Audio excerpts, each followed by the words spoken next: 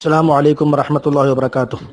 بسم الله الرحمن الرحيم. الحمد لله رب العالمين.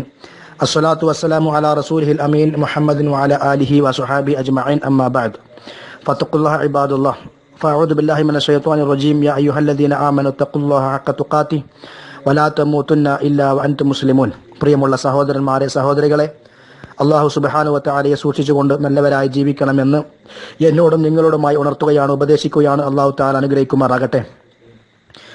ബദരീങ്ങളുടെ പേരിൽ നടത്തിക്കൊണ്ടിരിക്കുന്ന മൗലിദുകളും മാലകളും, അതേപോലെ തന്നെ ബദരീങ്ങളുടെ പേരിലുള്ള ആണ്ടും അതിന് പേരിൽ നടത്തുന്ന അറവുകളും അതൊന്നും ഇസ്ലാമുമായോ ഇസ്ലാമിൻ്റെ പ്രമാണങ്ങളുമായോ ബന്ധമില്ല എന്ന് എൻ്റെ ഒരു ചെറിയ സംസാരത്തിലൂടെ അതിനെ സമർത്ഥിക്കാൻ ശ്രമിച്ച ഒരു മുസ്ലിയാർക്ക് മറുപടിയായിക്കൊണ്ട് ഞാൻ വിശദീകരിക്കുകയുണ്ടായി.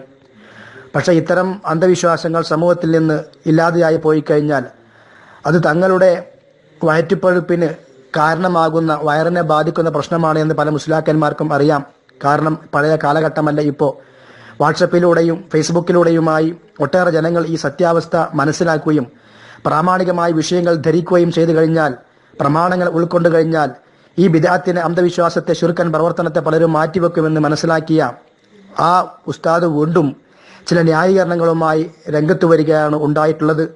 അതുകൊണ്ട് തന്നെ എന്താണ് അതിൻ്റെ വസ്തുത എന്ന് വിശദീകരിക്കുവാൻ മാത്രമാണ് ഇൻഷാ അല്ലാഹ് ഈ ചെറിയ സംസാരത്തിലൂടെ ഞാൻ ആഗ്രഹിക്കുന്നത്. ബദരീങ്ങളുടെ ആണ്ടിന് മതത്തിൽ പ്രമാണമുണ്ട്, തെളിവുണ്ട്, അതിന് വിരോധമൊന്നുമില്ല എന്ന് സമർത്ഥിക്കാൻ വേണ്ടി കൊണ്ടുവന്ന ഒരു ഹദീസാണ്. നബി സല്ലല്ലാഹു അലൈഹി വസല്ലമ ചിലപ്പോഴൊക്കെ ഖദീജ റളിയല്ലാഹു അൻഹയോടുള്ള സ്നേഹത്തിന്റെ ഭാഗമായി കൊണ്ട് ആ ഖദീജ റളിയല്ലാഹു അൻഹയെ കുറിച്ച് പലപ്പോഴും പറയാറുണ്ടായിരുന്നു. കാരണം അവരിലൂടെയാണ് മക്കളുണ്ടായത്. അവരാണ് ആദ്യ കാലഘട്ടത്തിൽ പ്രവാചകൻ സല്ലല്ലാഹു അലൈഹി വസല്ലമയെ സഹായിച്ചത്. എല്ലാവരും അവഗണിച്ചപ്പോൾ പ്രവാചകന്റെ ശക്തിയായി കൂടെയുണ്ടായിരുന്നത് ഖദീജ റളിയല്ലാഹു അൻഹയായിരുന്നു. അതൊക്കെ പലപ്പോഴും എടുത്തു പറയാറുണ്ട്. കാരണം ആയിഷ റളിയല്ലാഹു അൻഹ അന്ന് പ്രായമുള്ള ഒരു സ്ത്രീ ആയിരുന്നു എന്ന് നമുക്കൊക്കെ അറിയാം. അതുകൊണ്ട് തന്നെ ആയിഷ റളിയല്ലാഹു അൻഹ ചോദിക്കാറുണ്ട്, റസൂലെ, ഈ പ്രായം ചെന്ന സ്ത്രീയെ കുറിച്ചാണോ നിങ്ങൾക്ക് ഇങ്ങനെ പറയാനുള്ളത്? ഞങ്ങളെപ്പോലത്തെ യുവതികളില്ലേ നിങ്ങൾക്ക് എന്ന് ചോദിച്ചപ്പോഴാണ് നബി സല്ലല്ലാഹു അലൈഹി വസല്ലമ അത്തരം കാര്യങ്ങളൊക്കെ മറുപടിയായി പറഞ്ഞത്. കാരണം അത്രമാത്രം സ്നേഹമായിരുന്നു ഖദീജ റളിയല്ലാഹു അൻഹയോട്. അത് പറഞ്ഞിരുന്നത് നബി സല്ലല്ലാഹു അലൈഹി വസല്ലമ ഖദീജ റളിയല്ലാഹു അൻഹ ജനിച്ച ദിവസമാണ് എന്നോ, അല്ലെങ്കിൽ പ്രവാചകൻ സല്ലല്ലാഹു അലൈഹി വസല്ലമ മരിച്ച ദിവസം ഖദീജ റളിയല്ലാഹു അൻഹ മരിച്ച ദിവസമാണ് എന്നോ ഹദീസുകളിലോ മറ്റോ പരാമർശിക്കപ്പെട്ടിട്ടില്ല. നേരെ മറിച്ച് ഖദീജയെ കുറിച്ച് പലപ്പോഴും മറ്റുള്ള ആളുകൾ സംസാരിക്കുമ്പോൾ അതിന് മറുപടി എന്നോണം പലപ്പോഴും ഇത്തരം നല്ല കാര്യങ്ങൾ പറയാറുണ്ടായിരുന്നു. എന്ന് മാത്രമല്ല, നബി സല്ലല്ലാഹു അലൈഹി വസല്ലമ ചിലപ്പോഴൊക്കെ ആടിനെ അറുക്കുമ്പോൾ ഖദീജ റളിയല്ലാഹു അൻഹയോടുള്ള സ്നേഹം കാരണം ആ ബന്ധത്തിന്റെ പേരിൽ ഖദീജയുടെ സഹോദരിമാർക്കും കൂട്ടുകാരികൾക്കും ആടിന്റെ മാംസം വിതരണം ചെയ്യാറുണ്ടായിരുന്നു. സ്വാഭാവികമായി ഇസ്ലാം പഠിപ്പിച്ചൊരു മര്യാദയാണ്, നമ്മൾ സ്നേഹിച്ച മാതാപിതാക്കൾ, ആ മാതാപിതാക്കളുടെ മരണശേഷവും അവർ ആരുമായാണോ ജീവിത കാലഘട്ടത്തിൽ ഇടപെട്ടുകൊണ്ടിരുന്നിരുന്നത് അവരുമായുള്ള ബന്ധം പുലർത്തുക എന്ന ഇസ്ലാമികമായ മര്യാദ, അത് ഇസ്ലാം പഠിപ്പിച്ചൊരു കാര്യമാണ്. അതിന്റെ ഭാഗമായി കൊണ്ടാണ് നബി സല്ലല്ലാഹു അലൈഹി വസല്ലമ ചിലപ്പോഴൊക്കെ ആടിനെ അറുക്കാറുണ്ടായിരുന്നത്. ചിലപ്പോഴൊക്കെ ആടിനെ അറുക്കുമ്പോൾ ആ അറുക്കുന്ന ആടിന്റെ മാംസത്തിൽ നിന്ന് ഖദീജയുടെ കൂട്ടുകാരിക്ക് കൊടുക്കാറുണ്ടായിരുന്നു. ഹദീസിന്റെ പദപ്രയോഗം തന്നെ എന്താണ്? വറുബ്ബമാ ദബഹ ശാത തുമ്മ യഖ്തഉഹാ അളാഅ തുമ്മ യബ്അസുഹാ ഫീ സ്വദായിഖി ഖദീജ. ചിലപ്പോഴൊക്കെ നബി സല്ലല്ലാഹു അലൈഹി വസല്ലം ആടിനെ അറുക്കുമ്പോൾ, അതിലാണ് ഖദീജയുടെ ആണ്ടിനെ അറുക്കുമ്പോൾ എന്നല്ല, ഖദീജ റളിയല്ലാഹു അൻഹയുടെ ജന്മദിന സന്ദർഭത്തിൽ അറുക്കുമ്പോൾ എന്നല്ല, ചിലപ്പോഴൊക്കെ അറുക്കുമ്പോൾ എന്നാണ്. ഈ വിഷയത്തെയാണ് ബദരീങ്ങളുടെ ആണ്ടിനും ഈ സഹോദരന്മാർ തെളിവാക്കിയിട്ടുള്ളത്. ഞാൻ എൻ്റെ അന്നത്തെ സംസാരത്തിൽ സൂചിപ്പിച്ചിരുന്നു, എന്തിനാണ് ഇങ്ങനെ വളഞ്ഞു തിരിഞ്ഞ് മൂക്ക് പിടിക്കുന്നത്? നബി സല്ലല്ലാഹു അലൈഹി വസല്ലമ ബദരീങ്ങളുടെ ആണ്ട് കഴിച്ചു എന്ന് പറയുന്ന ഒരു ഹദീസ് കൊണ്ടുവരാൻ ഈ മുസ്ലിയാക്കന്മാർക്ക് സാധ്യമാണോ?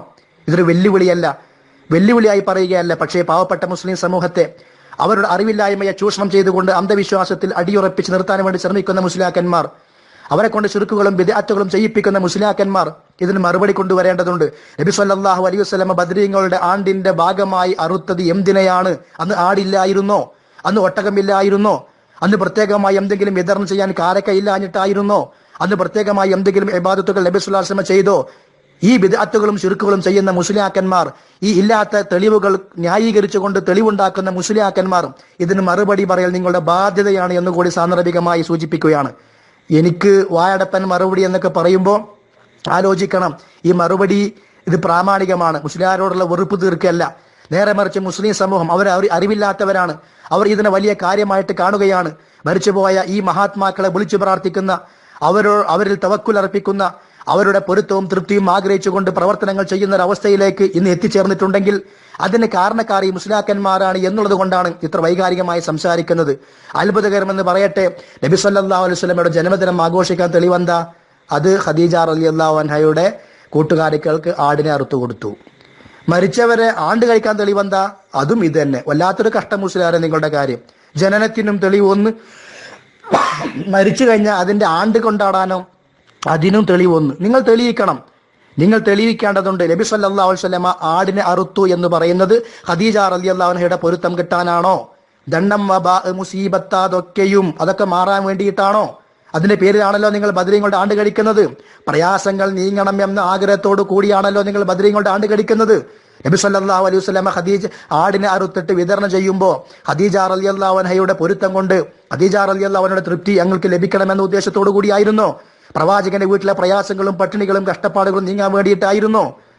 എന്തൊരു കാര്യമാണ് മുസ്ലിം സഹോദരന്മാരെ. ഈ മുസ്ലിയാക്കന്മാരുടെ വാക്ക് കേട്ട് നിങ്ങൾ നടന്നാൽ നാളെ പരലോകത്ത് നിങ്ങൾ വിരൽ കടിക്കേണ്ടി വരും. അള്ളാഹുവേ, ഞങ്ങൾ പ്രവാചകന്റെ മാർഗം സ്വീകരിച്ചിരുന്നെങ്കിൽ, ഈ ആളുകളുടെ മാർഗം ഞങ്ങൾ സ്വീകരിക്കാതിരുന്നിരുന്നെങ്കിൽ എന്ന് പറഞ്ഞുകൊണ്ട് നാളെ നിങ്ങൾ വിരൽ കടിക്കേണ്ടി വരും. നബി സല്ലല്ലാഹു അലൈഹി വസല്ലമ തന്റെ ജീവിത കാലഘട്ടത്തിൽ എത്രമാത്രം പ്രയാസം അനുഭവിച്ചിട്ടുണ്ട്. ആ പ്രവാചകൻ ബദരീങ്ങളുടെ നേതാവാണ്. തന്റെ വീട്ടിൽ മരിക്കാൻ സന്ദർഭത്തിൽ പ്രവാചകന്റെ വീട്ടിൽ ഭക്ഷണം കഴിക്കാൻ പാകം അതിനുള്ള സൗകര്യം ഇല്ലാത്തത് കൊണ്ടാണ് തന്റെ പടയങ്കി ജൂതന്റെ വീട്ടിൽ പണയം വെച്ചുകൊണ്ട് 30 സ്വാ ഗോതമ്പ് കൊണ്ടുവന്നത്. പ്രവാചകൻ സല്ലല്ലാഹു അലൈഹി വസല്ലം മരിക്കുന്നതിന് തലേ ദിവസം വീട്ടിൽ വിളക്ക് കത്തിക്കാൻ എണ്ണയില്ലാത്തത് കൊണ്ടാണ് ആയിഷ റളിയല്ലാഹു അൻഹയെ പറഞ്ഞയച്ചുകൊണ്ട് അയൽവാസിയിൽ നിന്ന് എണ്ണ കൊണ്ടുവരാൻ ആവശ്യപ്പെട്ടത്. ഈ ബദറിൽ പങ്കെടുത്ത ബദരീങ്ങളുടെ നേതാവ് പ്രവാചകന്റെ വീട്ടിൽ പ്രയാസമുണ്ടായപ്പോ അവര് അങ്ങനെയൊക്കെ ചെയ്തു എങ്കിൽ നമ്മുടെ പ്രയാസങ്ങൾ നീങ്ങാൻ വേണ്ടി ബദരീങ്ങളെ വിളിച്ച് പ്രാർത്ഥിക്കുന്ന ഏർപ്പാട് മുസ്ലിയാക്കന്മാരെ എന്തിനാണ് നിങ്ങൾ മുസ്ലിം സമൂഹത്തെ കൊണ്ട് ചെയ്യിപ്പിക്കുന്നത്? ഹംസ റളിയല്ലാഹു അൻഹു ഉഹുദിൽ കുത്തേറ്റു മരിച്ചു, അല്ലേ? അദ്ദേഹത്തിന് തടുക്കാൻ സാധിച്ചോ? മഹാനായ ഉമർ ഇബ്നുൽ ഖത്താബ് റളിയല്ലാഹു അൻഹു ബദറിൽ പങ്കെടുത്ത ആളല്ലേ? അദ്ദേഹത്തിന് പള്ളിയിൽ വെച്ച് കുത്തേറ്റില്ലേ? അലി ഇബ്നു അബി ത്വാലിബ് റളിയല്ലാഹു അൻഹു ബദറിൽ പങ്കെടുത്ത ആളല്ലേ? അദ്ദേഹത്തിന് വെട്ടേറ്റ് മരിച്ചില്ലേ? സ്വന്തം ശരീരത്തിൽ ഏൽക്കേണ്ടി വന്ന പ്രയാസങ്ങൾ പോലും തടുക്കാൻ വയ്യാതെ അവരൊക്കെ മരിച്ചു പോയപ്പോ അവരൊക്കെ ബദറിൽ പങ്കെടുത്ത നേതാക്കന്മാരല്ലേ? എന്നിട്ട് ഇവിടുത്തെ ദണ്ഡവും പ്രയാസവും വബാവും മുസീബത്തൊക്കെ നീങ്ങാൻ വേണ്ടി, പ്രയാസങ്ങൾ നീങ്ങാൻ വേണ്ടി ആ മരിച്ചുപോയ മഹാത്മാക്കളോട് വിളിച്ചു പ്രാർത്ഥിക്കുവാൻ വേണ്ടി പറയുന്ന മുസ്ലിയാക്കന്മാരെ, നിങ്ങൾ ഈ ജനങ്ങളെ കൊണ്ടുപോകുന്നത് നരകത്തിലേക്കാണ്. നിങ്ങൾ ഈ ജനങ്ങളെ ക്ഷണിക്കുന്നത് സ്വർഗത്തിലേക്കല്ല. അല്ലാഹു സുബ്ഹാനഹു വ തആല പറഞ്ഞല്ലോ, ഇന്നഹു മൻ യുശ്രികു ബില്ലാഹി ഫഖദ് ഹറമല്ലാഹു അലൈഹിൽ ജന്ന. അള്ളാഹുവിൽ വല്ലവനും പങ്കു ചേർത്താൽ അവന് സ്വർഗം നിഷിദ്ധമാണ്. വമഅവാഹുന്നാർ, അവന്റെ അഭയസ്ഥാനം നരകമാണ്. വല്ലവനും അള്ളാഹുവിൽ പങ്കു ചേർത്താൽ, നബി സല്ലല്ലാഹു അലൈഹി വസല്ലമയോട് അല്ലാഹു പറയുന്നത്, ലൈൻ അശ്റകത ലയഹബതന്ന അമലുക, നിങ്ങൾ ശിർക്ക് ചെയ്താൽ പ്രവാചകരെ നിങ്ങളുടെ കർമ്മങ്ങൾ പോലും തകർന്ന് തരിപ്പണമായി പോകും. മാത്രമല്ല വിശുദ്ധ ഖുർആൻ പറഞ്ഞല്ലോ, വമൻ അളല്ലു മിമ്മൻ യദ്ഉ മിൻ ദൂനില്ലാഹി മൻ ലാ യസ്തജീബു ലഹു ഇലാ യൗമിൽ ഖിയാമ. ഖിയാമത്ത് നാൾ വരെ ഉത്തരം നൽകാൻ സാധ്യമല്ലാത്ത ആളുകളോട് ദുആ ചെയ്യുന്നവനേക്കാൾ വഴിപിഴച്ചവൻ വേറെ ആരുണ്ട്? ഇങ്ങനെയെല്ലാം ഗൗരവപൂർവ്വം വിശുദ്ധ ഖുർആൻ പ്രാർത്ഥന അള്ളാഹുവോട് മാത്രമേ പാടുള്ളൂ. വഅന്നൽ മസാജിദ ലില്ലാഹി ഫലാ തദ്ഉ മഅ അല്ലാഹി അഹദ. പള്ളികൾ അള്ളാഹുവിൻ്റെതാണ്, അള്ളാഹുവോടൊപ്പം മറ്റൊരാളെയും വിളിച്ച് പ്രാർത്ഥിക്കാൻ പാടില്ല എന്നുള്ള കൃത്യമായ തൗഹീദിന്റെ ആശയം പഠിപ്പിക്കുന്ന വിശുദ്ധ ഖുർആൻ പള്ളിയിൽ വെച്ച് ഓതുമ്പോൾ അതേ പള്ളിയിൽ വെച്ചുകൊണ്ട് അള്ളാഹു അല്ലാത്ത മരിച്ചുപോയ ഈ ബദറിൽ പങ്കെടുത്ത ശുഹദാക്കളോട് വിളിച്ചു പ്രാർത്ഥിക്കുമ്പോൾ മുസ്ലിം സഹോദരന്മാരെ ആലോചിക്കണം, നാളെ പരലോകത്ത് ഈ മുസ്ലിയാക്കന്മാരുണ്ടാവുകയില്ല. അള്ളാഹുവാണ് കൽപ്പിക്കുന്നത് പ്രാർത്ഥന റബ്ബിനോട് മാത്രം. അപ്പൊ അതിന് വിരുദ്ധമായി കൊണ്ടാണ് ബദറുൽ മൗലിദിൽ സംഭവിക്കുന്നത് എന്നും ബദരീങ്ങളുടെ ആണ്ടിന്റെ പേരിൽ നടത്തിക്കൊണ്ടിരിക്കുന്ന കാര്യങ്ങളിൽ പലതിലും ഇത്തരം ശിർക്കുകൾ വരുന്നുണ്ട് എന്നുമാണ് എന്റെ കഴിഞ്ഞ സംസാരത്തിൽ ഞാൻ സൂചിപ്പിച്ചത്. അത് ഉൾക്കൊള്ളാൻ ഈ മുസ്ലിയാക്കന്മാർക്ക് സാധിക്കുന്നില്ല. അതുകൊണ്ടാണ് അതിന് വീണ്ടും മറുപടി എന്ന നിലക്ക് ചില ന്യായീകരണങ്ങളുമായി ഈ നടത്തുന്ന വിഷയവുമായി യാതൊരു ബന്ധവുമില്ലാത്ത തെളിവുകളുമായിട്ട് അവർ കടന്നു വരുന്നത്. പിന്നെ മൊയ്ലിയാർ പറഞ്ഞ വേറെ നുണണ്ട്. നബി സല്ലല്ലാഹു അലൈഹി വസല്ലം ഖദീജ റളിയല്ലാഹു അൻഹയുടെ മൗലൂദ് ഓദീൻ. എന്നാൽ ആ മൗലൂദ് നിങ്ങൾ കൊണ്ടുവരി, എന്നിട്ട് ആ മൗലൂദ് നിങ്ങൾ പാരായണം ചെയ്യും. അതാണല്ലോ നിങ്ങൾ ചെയ്യേണ്ടത്. പ്രവാചകൻ സല്ലല്ലാഹു അലൈഹി വസല്ലം മൗലൂദ് ഓതിയിട്ടുണ്ടെങ്കിൽ ആ മൗലൂദ് ഏത് കിതാബിലാണ് ഉള്ളത്?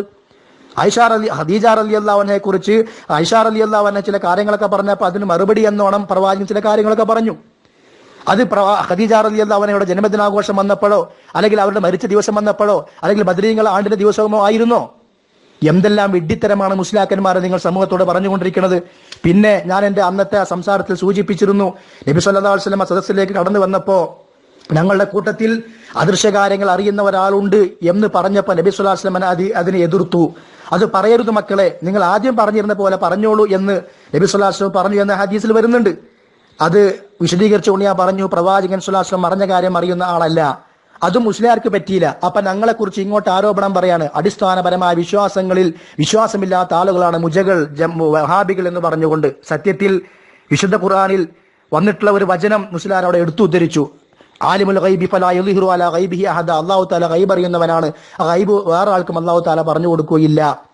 ഇനി ബാക്കിയുള്ള ആയത്തിന്റെ കഷ്ണം മുജാഹിദുകൾ മൂടിവെക്കാറാണ് പതിവ് എന്ന് പറഞ്ഞുകൊണ്ട് മുസ്ലിയാർ ബാക്കി കൂടി പറയുന്നുണ്ട്. അതെന്താ? ഇല്ലാ മനിർത്തലാമിർ റസൂൽ, തന്റെ ഇഷ്ടപ്പെട്ട തൃപ്തിപ്പെട്ട പ്രവാചകന്മാർക്കൊഴികെ.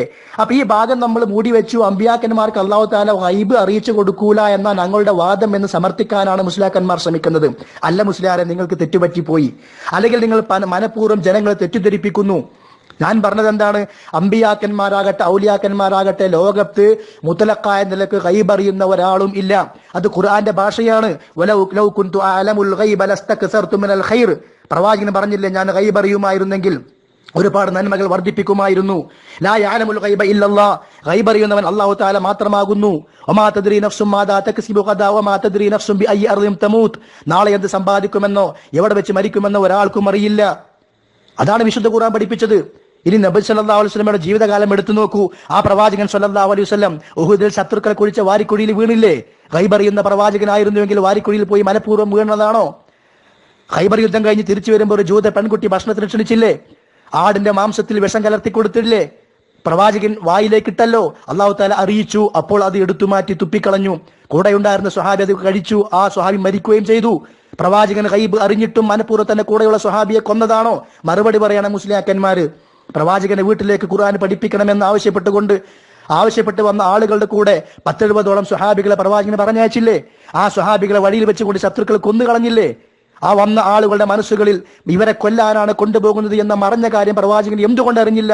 ഈ മുസ്ലിയാക്കന്മാർ മറുപടി പറയണം. അപ്പൊ പ്രവാചകൻ സ്വല്ലല്ലാഹു അലൈഹി വസല്ലമക്ക് ഗൈബ് അറിയില്ല, അത് തന്നെയാ ഖുർആൻ പഠിപ്പിക്കുന്നത്. എന്നാൽ ഇവിടെ അല്ലാഹു തആല പറഞ്ഞത് എന്താണ്? ആലിമുൽ ഗൈബി, അല്ലാഹുവാണ് ഗൈബ് അറിയുന്നവൻ. ഫലാ യുദ്ഹിറു അലാ ഗൈബിഹി അഹദ, ആ ഗൈബ് ആർക്കും അറിയിച്ചു കൊടുക്കൂല, പ്രകടമാക്കി കൊടുക്കുകയില്ല. ഇല്ലാ മൻ ഇർത്തളാ മിർ റസൂൽ, അല്ല തൃപ്തിപ്പെട്ട പ്രവാചകന്മാർക്കൊഴികെ. അപ്പൊ പ്രവാചകന്മാർക്ക് അറിയിച്ചു കൊടുത്താൽ, ഒരു സംഗതി അറിയിച്ചു കൊടുത്താൽ പിന്നെ അതിന്റെ പേര് ഗൈബ് എന്നല്ല. ആ സംഗതി അറിയിച്ചു കൊടുക്കുന്നതിന് മുമ്പ് അത് ഗൈബാണ്, അതറിയില്ല. അതുകൊണ്ടാണ് നൂഹ് അലൈഹി സ്വലാത്തു വസ്സലാമിന്റെ കാലഘട്ടത്തെ സംഭവവും ഈസാ നബിയുടെ ചരിത്രവും മറിയം ബിയുടെ ചരിത്രവും ഒക്കെ ഖുർആൻ പറയുമ്പോൾ പ്രവാചകൻ സ്വല്ലല്ലാഹു അലൈഹി വസല്ലം പറഞ്ഞ കാര്യം എന്താണ്? വിശുദ്ധ ഖുർആനിലൂടെ അതെല്ലാം ദാലിക മിൻ അംബാഇൽ ഗൈബി, അതൊക്കെ ഗൈബിയായ വാർത്തകളാണ്. യൂഹിഹാ ഇലൈക്, നിങ്ങൾക്ക് നാം വഹി നൽകിയതാണ്. വഹി നൽകി കഴിഞ്ഞാൽ പ്രവാചകൻ അറിയും. അതല്ലാത്ത നിലയ്ക്ക് ഒരു ആളും അറിഞ്ഞ കാര്യം അറിയില്ല. എന്നാൽ നിങ്ങൾ ഔലിയാക്കന്മാരെ സംബന്ധിച്ച് പലപ്പോഴും വിശ്വസിക്കുന്നു അങ്ങനെയല്ല, എല്ലാം കാണും, എല്ലാം കേൾക്കും, എല്ലാം അറിയും. അതാ മുഹ്യിദ്ദീൻ ശൈഖിനെ കുറിച്ച് പറഞ്ഞത്, കുപ്പിക്കകത്തുള്ള വസ്തുവിനെ പോലെ കാണുമാ ഞാൻ നിങ്ങളുടെ കൽബകമെന്നോവർ. അത് നബിമാരാണോ? ഗൈബ് അറിയിച്ചു കൊടുക്കുന്നത് പ്രവാചകന്മാർക്കാണ് എന്നല്ല പറഞ്ഞത്. ഈ ഔലിയാക്കന്മാർ പ്രവാചകന്മാരുടെ ഗണത്തിൽ പെടുമോ? ഇനി അവർക്ക് ആരാ ഗൈബ് അറിയിച്ചു കൊടുത്തത്? അല്ലാഹു തആല അങ്ങനെ വഹി കൊടുക്കുന്ന ഏർപ്പാടുണ്ടോ പ്രവാചകന്മാരുടെ കാലശേഷം? ഇതിനൊക്കെ ഈ മുസ്ലിയാർ മറുപടി പറയേണ്ടതുണ്ട്. അപ്പൊ എന്തെങ്കിലും പറഞ്ഞുകൊണ്ട് ബദ്രീങ്ങളുടെ ആ ആണ്ടിന്റെ ആഘോഷത്തിന് തെളിവ് പിടിക്കാൻ ശ്രമിച്ചാൽ ഇതിനേക്കാൾ വലിയ അപകടങ്ങളിലും കുരുക്കുകളിലുമാണ് മുസ്ലിയാക്കന്മാർ പോയി പെടുക എന്ന് ഒന്ന് ആലോചിക്കേണ്ടതുണ്ട്. പിന്നെ അവർ പറയാ, അള്ളാഹു അല്ലാത്തവരോട് ഇസ്തിഗാസ നടത്താൻ പാടില്ല എങ്കിൽ, പിന്നെ മരിച്ചവരോട് സഹായം തേച്ചോ സഹായിക്കാൻ കഴിയില്ല എങ്കിൽ മുജാഹിദുകൾ 50 വക്ത് നമസ്കരിക്കണം. അതൊരു തെറ്റിദ്ധരിപ്പിക്കൽ അവർ ഉണ്ടാക്കിയെടുക്കുകയാണ്. എന്താ സംഭവം? ഇവർ പലപ്പോഴും പറയുന്ന ഒരു കളവാണ്. മൂസാ അലൈഹി സ്വലാത്തു വസ്സലാമിനോട് മുഹമ്മദ് നബി സ്വല്ലല്ലാഹു അലൈഹി വസല്ലം ഇസ്തിഗാസ നടത്തി മരിച്ചുപോയ ആളല്ലേ, അങ്ങനെയാണ് 50 നേരത്തെ നമസ്കാരം 5 ആക്കി ചുരുക്കിയത്. അത് കളവാണ്. മുഹമ്മദ് നബി സ്വല്ലല്ലാഹു അലൈഹി വസല്ലം മൂസാ നബിയോട് സഹായം തേടിയിട്ടുമില്ല, മൂസാ നബി മുഹമ്മദ് നബിയെ സ്വല്ലല്ലാഹു അലൈഹി വസല്ലമയെ സഹായിച്ചിട്ടുമില്ല. രണ്ട് മുസ്ലിയാക്കന്മാർ പറയുന്ന കളവാണ്. മുഹമ്മദ് നബി സ്വല്ലല്ലാഹു അലൈഹി വസല്ലം മിഅ്റാജ് കഴിഞ്ഞ് തിരിച്ചു വരുമ്പോൾ മൂസാ നബി ചോദിക്കുക, നിങ്ങൾക്ക് എന്ത് കിട്ടി? എന്റെ ഉമ്മത്തിന് 50 നേരത്തെ നമസ്കാരം കിട്ടി. അപ്പൊ മൂസാ നബി പറയാ, നിങ്ങളുടെ ഉമ്മത്തിന് അത് കഴിയില്ല, അള്ളാഹുവോട് ചുരുക്കിത്തരാൻ പറയണം. അങ്ങനെ പോയി, അങ്ങനെ അള്ളാഹു തആല ചുരുക്കി കൊടുക്കുന്നു. അത് വീണ്ടും വീണ്ടും ആവർത്തിക്കുന്നു. അങ്ങനെയാണ് അവസാനം 5 ആക്കിയത്. ഇവിടെ ഒരിക്കലും മുഹമ്മദ് നബി സ്വല്ലല്ലാഹു അലൈഹി വസല്ലമ മൂസാ നബിയുടെ സഹായം തേടിയിട്ടുമില്ല, ഇസ്തിഗാസ് നടത്തിയിട്ടുമില്ല, പ്രാർത്ഥിച്ചിട്ടുമില്ല. മുഹമ്മദ് നബി സ്വല്ലല്ലാഹു അലൈഹി വസല്ലമയുടെ പേരിൽ പോലും ഈ സുന്നി മുസ്ലിയാക്കന്മാരെ കളവ് പറയാം. പിന്നെ മൂസാ അലൈഹി സ്വലാത്തു വസ്സലാം മുഹമ്മദ് നബിയെ സഹായിച്ചിട്ടുമില്ല. ആ 50 നമസ്കാരം ചുരുക്കാൻ ഒന്നും മൂസാ നബി ചെയ്തിട്ടില്ല. അള്ളാഹുവോട് പോയിട്ട് പറയുന്നതാണ് ചെയ്തത്. പിന്നെ അടുത്ത തെളിവ് എന്താ? അസ്സലാമു അലൈക അയ്യുഹൻ നബിയു നമസ്കാരത്തിൽ പറയുന്നില്ലേ? മുസ്ലിയാക്കളെ അത് റസൂലിനോടുള്ള പ്രാർത്ഥനയല്ല, ഈ റസൂലിനോടുള്ള പ്രാർത്ഥനയാണ് എന്നുള്ള വിശ്വാസത്തോടു കൂടിയാണ് നിങ്ങൾ അത് ചെയ്യുന്നത് എങ്കിൽ നിങ്ങളുടെ നമസ്കാരം വെറുതെയാണ്. അതുകൂടി ആലോചിച്ചോളൂ. അവിടെ ഇഖ്തിസാസാണ്. നബി സല്ലല്ലാഹു അലൈഹി വസല്ലം അതിൽ പ്രത്യേകിച്ചും അല്ലാഹുവിന്റെ സലാത്ത് രക്ഷയും സമാധാനവും ഉണ്ടാകട്ടെ എന്നുള്ള പ്രാർത്ഥനയാണ് അവിടെ വരുന്നത്. പിന്നെ പറയാ ഇന്നമാ വലിയക്കുമുല്ലാഹു വറസൂലുഹു വല്ലദീന ആമനു അല്ലദീന യുഖീമൂന സ്വലാത്ത് എന്ന് പറയുന്ന ആയത്ത്. ഇത് അല്ലാഹു അല്ലാത്തവരോട് പ്രാർത്ഥിക്കാനുള്ള തെളിവാന്ന് ആരാ പറഞ്ഞത്? ഈ ആയത്ത് ആദ്യമായി കേട്ടത് സ്വഹാബികളിൽ ഏത് സ്വഹാബിയാണ് ഇത് മരിച്ചവരോട് പ്രാർത്ഥിക്കാൻ തെളിവാന്ന് പറഞ്ഞത്? എന്നിട്ട് പറയാം ബഹറുൽ മുഹീത്തിൽ ഈ വിശ്വാസികൾ എന്ന് പറഞ്ഞാൽ ജീവിച്ചിരിക്കുന്നവരും ഭരിച്ചു പോയവരെല്ലാവരും അതിൽ പെടും, എല്ലാ കാലഘട്ടത്തിൽ ഉള്ള ആളുകളും പെടും. ആയിക്കോട്ടെ, എന്താ പ്രശ്നം? എന്നാൽ മരിച്ചുപോയവരോട് വിളിച്ചു പ്രാർത്ഥിക്കാൻ തെളിവ് ആയത്തിലുണ്ടെന്ന് ആര് പറഞ്ഞു? അതാ നിങ്ങൾ കൊണ്ടുവരേണ്ടത്. ഒരു കാലഘട്ടത്തിൽ ഇസ്ലാമിലേക്ക് കടന്നു വന്നപ്പോൾ അഹ്ലുൽ കിതാബിൽപ്പെട്ട ജൂതന്മാരിൽപ്പെട്ട ചില ആളുകൾ ഇസ്ലാമിലേക്ക് കടന്നു വരികയാണ്. അപ്പൊ അവരുടെ ആളുകൾ അവർ അവഗണിച്ചു. റസൂൽ സ്വല്ലല്ലാഹു അലൈഹി വസല്ലം അവരെ സമാശ്വസിപ്പിച്ചുകൊണ്ട് പറയാണ്, നിങ്ങളുടെ കൂട്ടുകാരൻ, നിങ്ങൾക്ക് സഹായി, നിങ്ങളുടെ മിത്രം അല്ലാഹുവാണ്, റസൂലാണ്, നമസ്കരിക്കുന്ന വിശ്വാസികളാണ്. അപ്പൊ നമസ്കരിക്കുന്ന വിശ്വാസികളെന്ന് പറയുമ്പോൾ നിങ്ങളുടെ ഭാര്യ നമസ്കരിക്കുന്നില്ലേ? നിങ്ങൾ നിങ്ങളുടെ ഭാര്യമാരോട് ഇസ്തിഹാസ നടത്താറുണ്ടോ? നിങ്ങൾ നിങ്ങളുടെ ഭാര്യയോട് അങ്ങോട്ട് പുറത്തേരണേ, ആഫിയത്ത് നൽകണേ, രോഗം മാറ്റണേ. അപ്പൊ ഭാര്യ മൂലയോട് ഇങ്ങോട്ട് എന്റെ രോഗം മാറ്റണേ, ആഫിയത്ത് നൽകണേ, അങ്ങനെ പറയാറ്? ഉസ്താദ് അതൊന്നും അല്ല, നിങ്ങൾക്ക് അറിയാവുന്നതാണല്ലോ. പിന്നെ എന്തിനാണ് ശിർക്കിലേക്ക് ജനങ്ങളെ കൊണ്ടുപോകുന്നത്? എന്നിട്ട് അവസാനം വേറെ ആയത്ത് വല്ലദീന ജാഉ മിൻ ബാദിഹിം യഖൂലൂന റബ്ബന ഇഗ്ഫിർ ലനാ വലിഖ്വാനിനാ അല്ലദീന സബഖൂനാ ബിൽ ഈമാൻ എന്നൊരു പ്രാർത്ഥന വരുന്ന ആയത്തും. ആരാ ഇതിന് എതിർത്തത്? ഈ മുൻഗാമികളായ സ്വഹാബത്തിന് വേണ്ടി പ്രാർത്ഥിക്കണം തന്നെ നമ്മൾ പറയുന്നത്. പക്ഷെ നിങ്ങൾ ചെയ്യുന്നത് ആ സ്വഹാബത്തിനെ വിളിച്ച് പ്രാർത്ഥിക്കുകയാണ്, ബദ്രീങ്ങളെ വിളിച്ച് പ്രാർത്ഥിക്കുകയാണ്. അത് തനിച്ച ശിർക്കാണ്, പ്രവാചകനെ പഠിപ്പിക്കാത്ത ആഘോഷമോ ആചാരവുമാണ് നിങ്ങൾ ചെയ്യുന്നത്. ബദ്രീങ്ങളുടെ തൃപ്തിയും പൊരുത്തവും ആഗ്രഹിച്ചുകൊണ്ട് ചെയ്യുന്ന ഈ അറിവ് അത് അവരോട് ചെയ്യുന്ന ഈ വിശ്വാസത്തോട് കൂടിയാണെങ്കിൽ അതും ഒരു ശിർക്കിന്റെ ഭാഗം തന്നെയാണ്. അതുകൊണ്ട് സത്യം മനസ്സിലാക്കുക, യഥാർത്ഥമായ തൗഹീദിലേക്കും സുന്നത്തിലേക്കും വരിക, മുസ്ലിം സമൂഹത്തെ വഴിപടപ്പിക്കാതെ നല്ല ചിന്തയോടെയും വിശ്വാസത്തോടു കൂടിയും ജീവിക്കുവാൻ ശ്രമിക്കുക.